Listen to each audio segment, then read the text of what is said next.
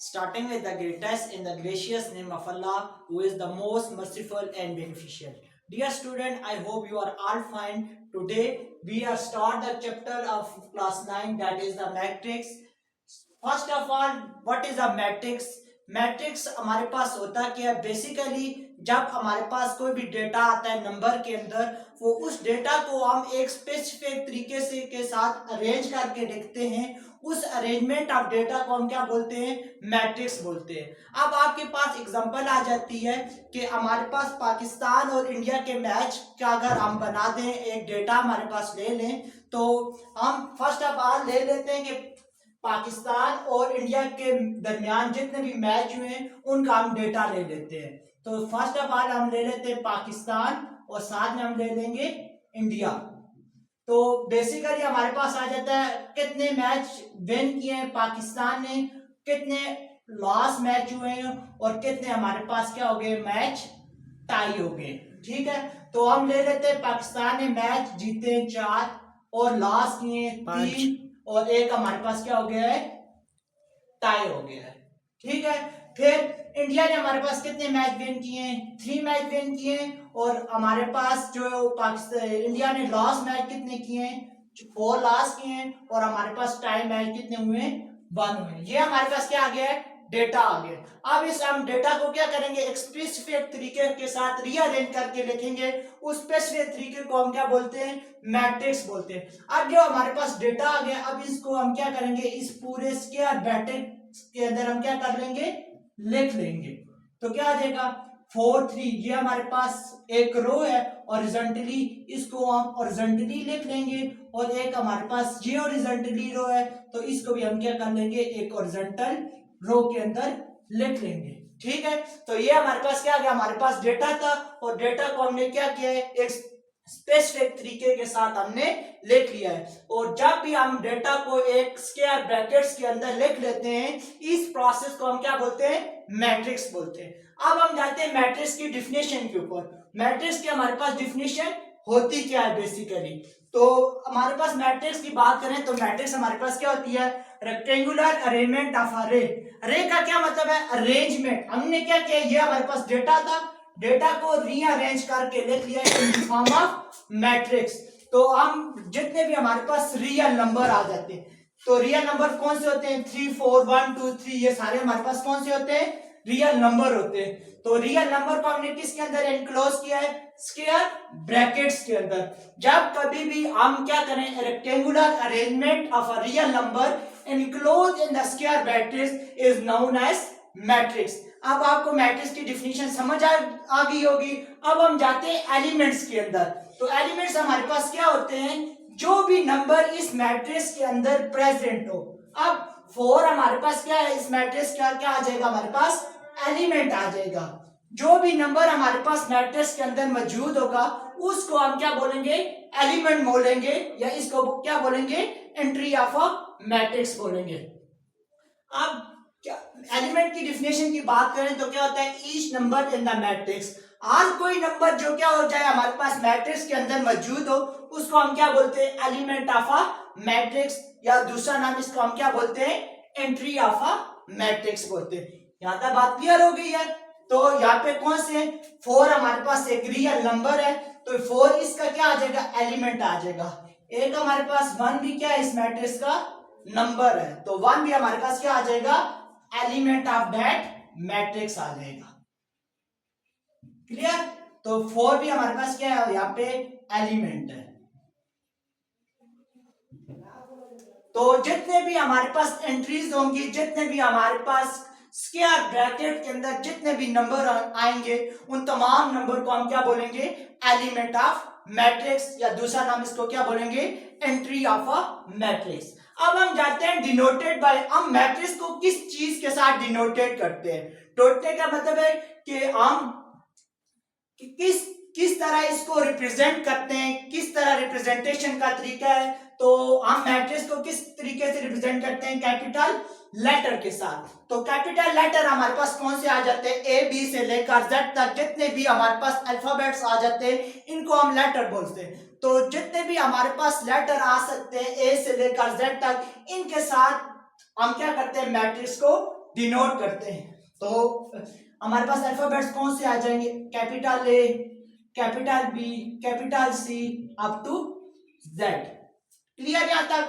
तो हम क्या करेंगे, मैट्रिक्स को यहाँ पे इक्वल डाल देंगे और यहाँ पे क्या लिख लेंगे, अल्फाबेट्स लिख लेंगे कैपिटल लेटर के अंदर। यहाँ तक बात क्लियर हो गई है?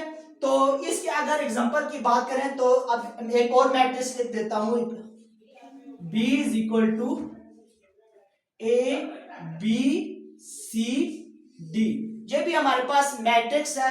क्या हो गया, हमने एक हमारे पास डेटा था, डेटा को क्या कर लिया, स्क्वायर ब्रैकेट के अंदर इनक्लोज कर लिया है। तो ये हमारे पास क्या आ गया, मैट्रिक्स आ गया है। और मैट्रिक्स को हमने क्या किया, कैपिटल लेटर बी के साथ क्या कर दिया है, डिनोट कर दिया है। ज्यादा बात क्लियर हो गई है? अब हम जाते हैं एग्जांपल के ऊपर। तो हमारे पास किस टाइप के आ सकते हैं मैट्रिक्स, तो हमारे पास आ सकता है 1 2 3 4 5 6 7 8 9। इस टाइप के भी हमारे पास मैट्रिक्स आ सकते हैं। फिर हमारे पास B इक्वल टू 1 2 और ये हमारे पास क्या आ जाएगा 3।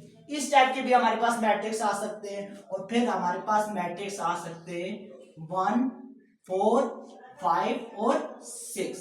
ये हमारे पास क्या आ गई है, मैट्रिक्स की टाइप्स आ गई हैं बहुत सारी। वो हम आगे जाके डिटेल के अंदर पढ़ेंगे कौन कौन सी हमारे पास मैट्रिक्स की टाइप है जो मैंने लिखी है एग्जांपल के तौर पे। ये आगे फर्दर लेक्चर के अंदर मैं क्या करूंगा, इनको एक्सप्लेन भी करूंगा और आपको क्लियर भी टॉपिक आगे कौन सा है, rows in the column of a matrix. तो हमारे पास रोज कौन सी, किसको हम रोज बोलते हैं, the rose of a matrix run horizontally. और हम कॉलम क्या होता है, the column of a matrix runs vertically. अब वो तमाम नंबर जो हमारे पास किसके अंदर आ जाए, हॉरिजॉन्टल लाइन के अंदर आ जाए, उस तमाम नंबर को हम क्या बोलेंगे, रो बोलेंगे। ठीक है? तो कॉलम हमारे पास क्या हो जाते हैं, जो रन क्या करें, वर्टिकली करें। अब कौन से नंबर हमारे पास रन वर्टिकली कर रहे हैं, वो हमारे पास आ जाते हैं 1 4 8 7। तो ये हमारे पास क्या आ जाएगा, कॉलम ऑफ द मैट्रिक्स। रो हमारे पास क्या होती है, रोज ऑफ मैट्रिक्स हमेशा रन हॉरिजॉन्टली करेगा। वो तमाम नंबर जो क्या हो जाए, एक स्ट्रेट लाइन के अंदर आ जाए, उसको हम क्या बोलेंगे, रोज ऑफ द मैट्रिक्स। वो तमाम नंबर जो हमारे पास किसके अंदर आ जाए, वर्टिकली लाइन के अंदर आ जाए, उसको हम क्या बोलेंगे, कॉलम ऑफ द मैट्रिक्स। अब हम बात करेंगे अगला जो हमारे पास टॉपिक आ गया है, ऑर्डर ऑफ अ मैट्रिक्स। तो ऑर्डर ऑफ अ मैट्रिक्स हमारे पास क्या होता है, the number of rose in the column of that matrix is called order of matrix. तो क्या होता है हमारे पास कि एक मैट्रिक्स के अंदर जितने भी हमारे पास नंबर ऑफ रोज होंगी और नंबर ऑफ कॉलम होंगे, उसको हम क्या बोलेंगे, ऑर्डर ऑफ अ मैट्रिक्स बोलेंगे। ठीक है? तो हम रिप्रेजेंट ऑर्डर को हम किस तरीके से रिप्रेजेंट करेंगे, तो ऑर्डर ऑफ अ मैट्रिक्स को हम रिप्रेजेंट करते हैं m क्रॉस n के साथ। तो यहाँ पे जो हमारे पास m होता है वो रोज को रिप्रेजेंट करता है और n हमारे पास कॉलम को रिप्रेजेंट करता है। अब हम इसको किस तरीके से क्या कर सकते हैं, रीड कर सकते हैं। तो रीड किस तरीके से करेंगे, m बाय n के साथ। तो हमारे पास एक छोटा सा नोट लिखा हुआ क्या, कि order of a matrix is also called dimension और a size of a matrix. दुनिया में जितनी भी चीजें होती हैं उनका कोई ना कोई आपके पास साइज होता है, डिमेंशन होता है। इसी तरीके से जो हमारे पास मैट्रिक्स होता है उसके अंदर जो भी नंबर ऑफ रोज और नंबर ऑफ कॉलम प्रेजेंट होते हैं, इसको हम क्या बोलते हैं, डायमेंशन ऑफ अ मैट्रिक्स, या दूसरा नाम इसको क्या बोलते हैं, साइज ऑफ अ मैट्रिक्स बोलते हैं। अब हम ऑर्डर ऑफ अ मैट्रिक्स के ऊपर एग्जांपल करते हैं। सामने ही हमारे पास क्या लिखा हुआ है, एक मैट्रिक्स लिखा हुआ है, ए मैट्रिक्स है हमारे पास। इसके अंदर हमारे पास एक रो तो हमारे पास ये मौजूद है, दूसरी रो हमारे पास ये मौजूद है और तीसरी रो हमारे पास ये मौजूद है। ठीक है? तो हमारे पास क्या आ जाएंगे, कॉलम। तो पहला कॉलम हमारे पास ये आ गया और दूसरा कॉलम हमारे पास ये आ गया और तीसरा कॉलम हमारे पास ये आ जाएगा। ठीक है? तो इस मैट्रिक्स के अंदर हमारे पास नंबर ऑफ कॉलम कितने हैं,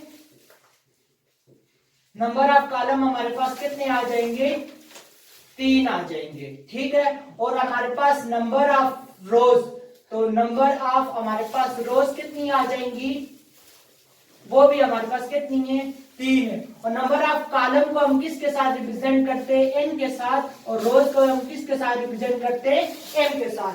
तो order of a matrix A हमारे पास क्या हो जाएगा, तो क्या हो जाएगा, m क्रॉस n होता है, क्या होता है हमारे पास m क्रॉस n, तो क्या हो जाएगा 3 क्रॉस 3। तो जो हमारे पास मैट्रिक्स A है तो इसका ऑर्डर हमारे पास क्या हो जाएगा 3/3, या इसको हम क्या किस तरीके से रीड करते हैं 3/3। क्लियर हो गया। किसी भी मैट्रिक्स के अंदर जितने नंबर ऑफ रोज और जितने नंबर ऑफ कॉलम मौजूद होंगे उसको हम क्या बोलेंगे, ऑर्डर ऑफ अ मैट्रिक्स बोलेंगे। अब हमारे पास अगला जो टॉपिक हमारे पास आ गया इक्वल मैट्रिक्स। दो मैट्रिक्स आपके पास कब इक्वल होंगे, पहली कंडीशन उनके ऊपर क्या है कि उनका ऑर्डर हमारे पास क्या होना चाहिए, सेम होना चाहिए। और दूसरी चीज हमारे पास क्या है, उनके हमारे पास करस्पॉन्डिंग एलिमेंट भी क्या होने चाहिए, सेम होने चाहिए। जब कभी दो मैट्रिक्स के अंदर उनका ऑर्डर भी सेम हो और उनके करस्पॉन्डिंग एलिमेंट भी सेम हो तो हम क्या बोलेंगे, वो दोनों मैट्रिक्स आपके आपस में क्या है, इक्वल है। अब इसके हम एग्जांपल के ऊपर बात करते हैं। तो एक हम मैट्रिक्स ले लेते हैं 1 2 3 और फिर हम 4 5 6 ले लेते हैं, और एक हम बी मैट्रिक्स ले लेते हैं। तो बी मैट्रिक्स हमारे पास आ जाएगा 1 + 1, फिर हमारे पास आ जाएगा 12 डिवाइडेड बाई 3 आ जाएगा, फिर हमारे पास आ जाएगा 2 + 2 आ जाएगा, फिर हमारे पास 6 - 1 आ जाएगा, और 12 डिवाइडेड बाई हमारे पास क्या आ जाएगा 2। एक मैट्रिक्स हमारे पास ए आ गया है और दूसरा मैट्रिक्स हमारे पास क्या है, बी है। अब आप चेक करेंगे कि दो मैट्रिक्स आपस में क्या है, इक्वल है कि नहीं है। तो चेक करते हैं। सबसे पहले हमारे पास 1 एलिमेंट ए का है, तो यहाँ पे बी का भी हमारे पास क्या मौजूद है, 1 एलिमेंट मौजूद है। ठीक है, तो क्या हो जाएगा 1 और 1 आपस में क्या हो गए, इक्वल होंगे। तो ठीक है, तो दूसरी चीज हमारे पास क्या है कि 2 और 2 भी हमारे पास क्या है, इक्वल है। तो 1 + 1 भी आपके पास 2 होता है, और यहाँ पे आपके पास भी क्या आ गया है, 2 आ गया है। तो इधर हमारे पास क्या है 3 है, तो यहाँ पे हमारे पास 12 डिवाइडेड बाई 3, बल्कि यहाँ पे क्या हो जाएगा 12 डिवाइडेड बाई 4 हो जाएगा। तब ये दोनों एलिमेंट आपके पास क्या हो जाएंगे, इक्वल हो जाएंगे। तो आगे हमारे पास 4, यहाँ पे 4 है, तो यहाँ पे भी क्या है 2 + 2 है, तो 4 और 4 आपस में क्या हो जाएंगे, इक्वल हो जाएंगे। यहाँ पे 5 है, तो 6 - 1 भी आपके पास क्या हो जाएगा, 5 हो जाएगा। तो 6 यहाँ पे मौजूद है, तो 12 डिवाइडेड बाई 2 भी आपके पास क्या होता है, 6 होता है। अब इसके कॉरस्पॉन्डिंग एलिमेंट भी क्या हो गए, सेम हो गए। ए मैट्रिक्स के भी एलिमेंट 1 है, और बी मैट्रिक्स का भी आपके पास एलिमेंट क्या है, 1 है।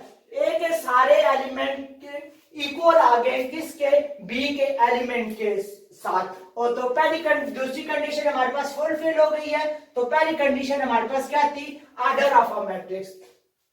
तो इसका हमारे पास ऑर्डर ऑफ ए हमारे पास क्या आ जाएगा, इसके अंदर हमारे पास नंबर ऑफ रोज कितनी है, हमारे पास 1 और 2। इसके अंदर हमारे पास नंबर ऑफ रोज कितनी है, 2 है, और नंबर ऑफ कॉलम हमारे पास कितने हैं, 3 है। तो इसका ऑर्डर हमारे पास क्या हो जाएगा 2 × 3, तो यह हम क्या बोलते हैं 2/3। अब आप ऑर्डर बात करते हैं बी मैट्रिक्स की।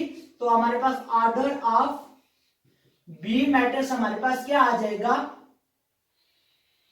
ऑर्डर ऑफ बी हमारे पास आ जाएगा, बी के अंदर हमारे पास नंबर ऑफ रोज कितनी है, 1 2 2, और नंबर ऑफ कॉलम कितने हैं, 1 2 एंड 3। तो क्या हो जाएगा 2 × 3, 2/3। तो आप देखें जो ऑर्डर ऑफ ए और ऑर्डर ऑफ बी भी आपस में क्या आ गए, इक्वल आ गए। इसका क्या मतलब है कि ये दोनों ए इज इक्वल टू बी, के ए का हर एलिमेंट बी के अंदर मौजूद है, इन दोनों का ऑर्डर भी सेम है, इसलिए ये दोनों मैट्रिक्स आपस में क्या हो जाएंगे, इक्वल हो जाएंगे। अब अगला जो हमारे पास टॉपिक आ गया इक्विटी। इक्विटी और इक्वल में थोड़ा बस फर्क हमारे पास जो आता है, तो वो किस चीज का फर्क आता है कि एक के अंदर करस्पॉन्डिंग एलिमेंट आपके पास क्या होते हैं, सेम होते हैं, और दूसरे के अंदर इक्विटी के अंदर आपके पास करस्पॉन्डिंग एलिमेंट क्या होते हैं, सेम नहीं होते। पहली कंडीशन दोनों में क्या होती है, सेम होती है।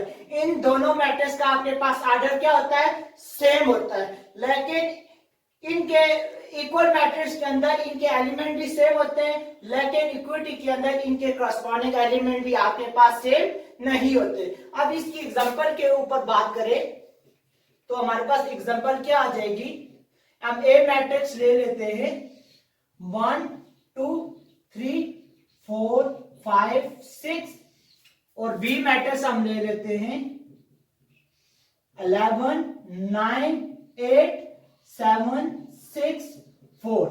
अब देखें तो ए के फर्स्ट एलिमेंट हमारे पास क्या है, 1 है, और बी के अंदर फर्स्ट एलिमेंट हमारे पास क्या मौजूद है, 11 मौजूद है। ठीक है, तो आपके पास 1 और 11 कभी भी आपस में इक्वल नहीं हो सकते, और यहाँ पे 2 मौजूद है और इधर हमारे पास क्या मौजूद है, बी के अंदर 9 मौजूद है। 2 और 9 भी आपके पास कभी भी इक्वल नहीं हो सकते। तो इधर हम आपके पास 6 मौजूद है, इधर आपके पास क्या मौजूद है, 4 मौजूद है। 6 और 4 भी आपस में कभी भी इक्वल नहीं हो सकते। ठीक है, तो एक कंडीशन हमारे पास फुलफिल हो, क्लियर हो गया कि इनके करस्पॉन्डिंग एलिमेंट आपस में सेम नहीं होते, लेकिन इनका ऑर्डर सेम होता है। आप देख सकते हैं कि ऑर्डर ऑफ ए आपके पास क्या है, 2 क्रॉस 3। इसके अंदर नंबर ऑफ रोज 2 है और नंबर ऑफ कॉलम भी इसके अंदर कितने हैं, 3 है। तो अब ऑर्डर ऑफ बी के ऊपर बात करें, ऑर्डर ऑफ बी, तो बी के अंदर नंबर ऑफ रोज भी कितनी है, 2 है, और नंबर ऑफ कॉलम भी कितने हैं आपके पास, 3 है। तो इसका ऑर्डर भी 2 क्रॉस 3 आ जाएगा। Order of A equal to order of B. Order दोनों का सेम है, लेकिन इनके करस्पॉन्डिंग एलिमेंट आपके पास सेम नहीं है, इसलिए ये दोनों मैट्रिक्स आपस में क्या हो जाएंगे, इक्विटी अख्तियार कर लेंगे, मसावत इख्तियार कर लेंगे। ये दोनों मैट्रिक्स आपस में इक्वल नहीं होंगे। इक्वल कब होंगे, जब उनके आपके पास एलिमेंट भी सेम होंगे और उनका ऑर्डर भी क्या हो जाएगा, आपके पास सेम हो जाएगा। क्लियर।